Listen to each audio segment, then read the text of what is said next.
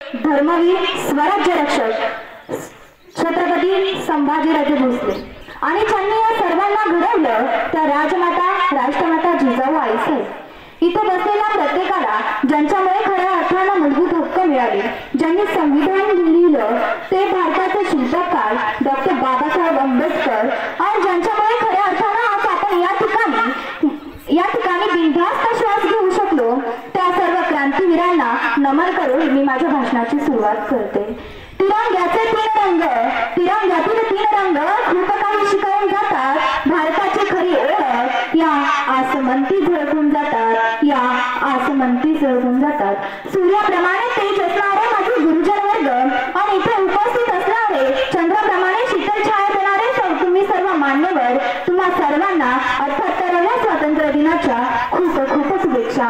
दादा, हा तिरंगा आमच्या अभिमानाने डोलत आहे ना, हा तिरंगा डोलवण्यासाठी कितीतरी जणांचे रक्ताचे पाट वाहिले गेले, कितीतरी जणांनी या भारताच्या भूमीत आपले बलिदान दिले, आपल्या बलिदानाची आहुती दिली, तेव्हा पुढे जाऊन हा भारत देश स्वतंत्र झाला। किती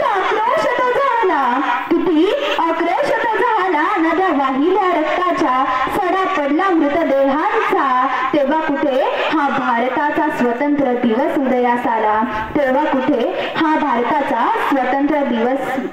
उदयास आला, 15 ऑगस्ट 1947 रोजी भारताने खरा अर्थात बिनधास्तपणे श्वास घेतला।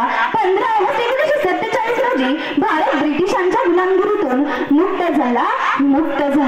अहो, भारताचे पहिले अंतराळवीर राकेश शर्मा ज्यावेळेस चंद्रावरून माघारी आले ना, त्यावेळेस त्यांची भेट इंदिरा गांधींशी झाली।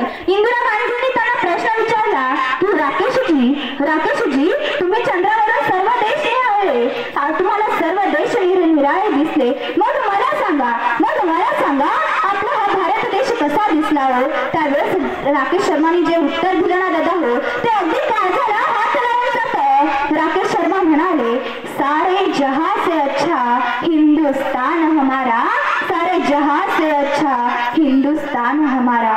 दादा हो, आपली जेव्हा एखादं लेकरू खेळत असतं आणि खेळता ते कुठेतरी बागडायला जातं, ही गोष्ट त्याच्या आईला जेव्हा माहीत नसते ना, तेव्हा त्याची आई सारा गाव त्याला शोधत फिरते, परंतु तीच आई तेच लेकरू काही काळानंतर मोठं झाल्यानंतर या देश सेवेसाठी समर्पित करते। तुला याची शक्यता सुद्धा नसते की आज आपलं लेकरू या ठिकाणी जिवंत आहे, उद्या आपण त्याला जिवंत पाहू शकेल का नाही, अशी आई आपल्या लेकराला देश सेवेसाठी समर्पित करते। एखाद्या जवानाला सीमेवर लढता जेव्हा गोळी लागते ना, तेव्हा ते या भारतभूमीला वंदन करतात आणि म्हणतात की सांस है जब तलक ना रुकेंगे कदम, सांस है जब तलक ना रुकेंगे कदम, चलते चलते मंजिल को पार किया जाएंगे, चलते चलते मंजिल को पार किया जाएंगे।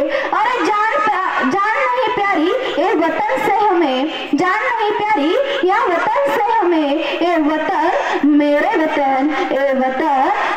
वतन। आज खऱ्या अर्थानं आपण खूप भाग्याने जन्माला आलो आहोत। 15 ऑगस्ट 1947 रोजी 150 वर्ष ब्रिटिशांच्या गुलामगिरीत असणाऱ्या भारत देशात आपण जन्माला आलेलो आहोत। या भारत देशात कितीतरी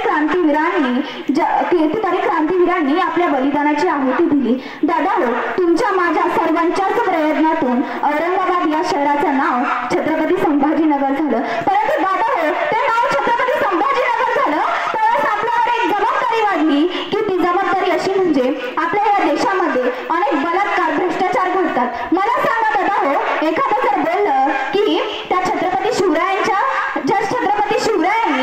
एका तरक्या स्त्रीला माते समान मानलं, त्या छत्रपती शिवरायांच्या महाराष्ट्रात एका अल्पवयीन मुलीवर समूहात्कार बलात्कार झाला। ऐकायला चांगलं वाटतं का? छत्रपती शिवराय त्यांची काही चुकी नसतानाही आपल्या बरोबर त्यांनाही भरडलं जातं। दादा, तुम्हाला विनंती आहे की छत्रपती संभाजीनगर हे नाव जरी झालं, खूप आनंदाची गोष्ट आहे, परंतु एक आपल्यावर जबाबदारी वाढली हे विसरू नका। एवढं बोलून मी थांबते। जय हिंद, जय महाराष्ट्र।